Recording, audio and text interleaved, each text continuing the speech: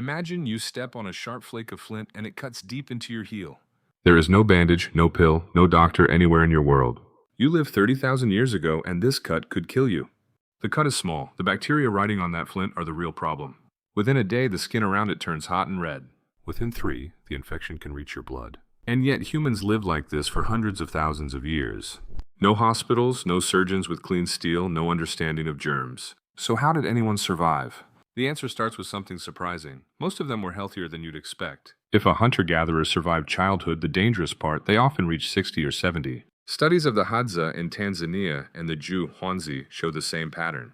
The main killers were injuries, infected wounds, and childbirth. Heart disease and diabetes barely existed on a diet of game, tubers, and wild plants. They walked 15 kilometers a day and never touched sugar or tobacco. Their bodies were lean, strong, and constantly moving. But a strong body still can't see bacteria. So over thousands of years, people built a pharmacy out of the forest around them. And the proof shows up in teeth, bones, and frozen bodies. Start with pain. If your joints ache, you chew the bark of a willow tree. Willow bark contains salicin, the natural ancestor of aspirin. The Sumerians wrote about willow for pain around 4,000 years ago. The Egyptian Ebers papyrus from about 1500 BC lists it too. Hippocrates recommended willow leaf and bark for fever and childbirth pain around 400 BC. But the story goes back much further than any written record. At El Cedron Cave in Spain, scientists studied Neanderthal teeth. Trapped in the hardened plaque were tiny chemical traces of their food. One Neanderthal had a painful dental abscess and a gut parasite. In his plaque, they found poplar, a tree that carries the same painkiller as aspirin.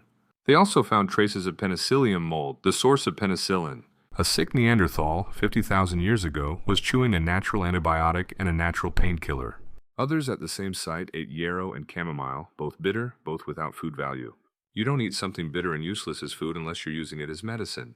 Now the harder problem, keeping a wound from turning deadly. One of the oldest answers is honey. Honey pulls water out of bacteria and slowly releases hydrogen peroxide. Egyptian doctors packed wounds with honey and grease, recorded in the Edwin Smith papyrus.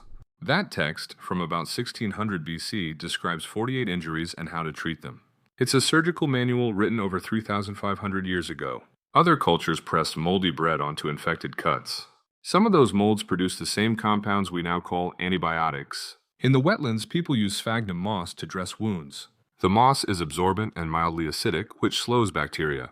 Soldiers were still using it for bandages during the First World War. Then there's the part that sounds impossible. They perform surgery. The oldest is trepanation, drilling or scraping a hole through the skull. Neolithic skulls with these holes turn up across Europe, Russia, and Peru. At one French burial site from around 6500 BC, dozens of skulls show the marks. Here's the detail that stuns researchers. The bone around the hole had healed. Smooth, regrown edges mean the patient lived for months or years afterward. In some cemeteries, more than half of trepanned skulls show this healing. People were opening skulls with stone tools and the patient survived.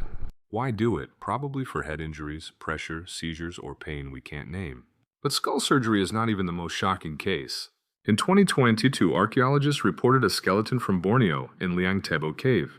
A young person had their lower left leg removed, cleanly, on purpose. The bone had healed and remodeled for 6 to 9 years before they died. That amputation happened 31,000 years ago in a rainforest, and the patient survived. Whoever cut that leg understood blood loss, infection, and how to close the wound. Now jump forward to one man we can actually examine. In 1991, hikers found a body frozen in the Alps between Austria and Italy. He was Utsi, a 5,300-year-old man preserved in ice. His body records ancient medicine carried on a single person. His stomach held whipworm, a parasite that causes pain and bleeding. In his gear, he carried birch polypore, a fungus that fights bacteria and worms. He had 61 tattoos, and most sit over arthritic joints and along his lower back. The lines match the places where his bones show wear and pain. Many researchers think the tattoos were a form of pain treatment, a kind of acupuncture 2,000 years before it was recorded in China. Broken bones were another daily emergency. Healed fractures show up again and again in ancient skeletons. Straight, well-set breaks mean someone knew how to align the bone and splint it. Egyptian graves have preserved actual splints made of wood and padded with linen. In India, the surgeon Sushruta described setting fractures around 600 BC. His text also covers stitching wounds and rebuilding a nose from cheek skin. He listed over 100 tools and 300 procedures. Cataract surgery, bladder stones, and skin grafts were all in his manual. One more piece of ancient survival mattered as much as any medicine, care for the injured. At Shanidar Cave in Iraq, archaeologists found Neanderthal skeletons. One man, called Shanidar I, had lived through terrible injuries. He was blind in one eye, with a withered arm and a damaged leg. Injuries like that make hunting and gathering almost impossible alone. He survived for years, which means the group fed and protected him. Another skeleton, Shanidar III, had a healed stab wound to the ribs. Someone cared for the wound long enough for the bone to knit back together.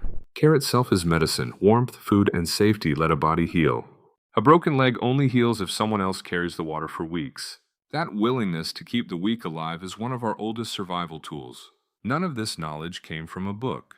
Which plant stops bleeding? Which one calms a fever? Which one kills?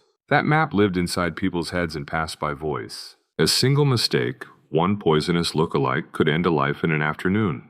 So the ones who remembered correctly became priceless to the group. Healers, often older women, held generations of trial and error.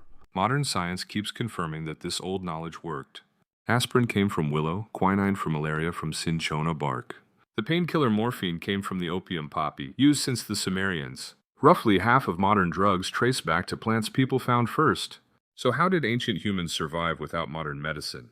They learned which plants healed and which ones killed and remembered every result. They chewed willow for pain and packed honey into open wounds. They set broken bones, opened skulls, and removed a leg 31,000 years ago. They carried antibacterial fungus and treated pain with ink under the skin. And they fed the injured until the body could finish the repair itself. Their medicine was slower and far more dangerous than a modern clinic. Half of them still died from things a single pill would fix today. But the ones who lived passed their knowledge to the next hands. Every remedy that worked was remembered, tested again, and taught. That slow, stubborn learning is why the species kept going. The next time a scratch heals on its own in a few days, remember it took your ancestors 30,000 years of trial and death to get you here. They didn't have medicine yet. They were busy inventing it, one chewed leaf and one healed bone at a time.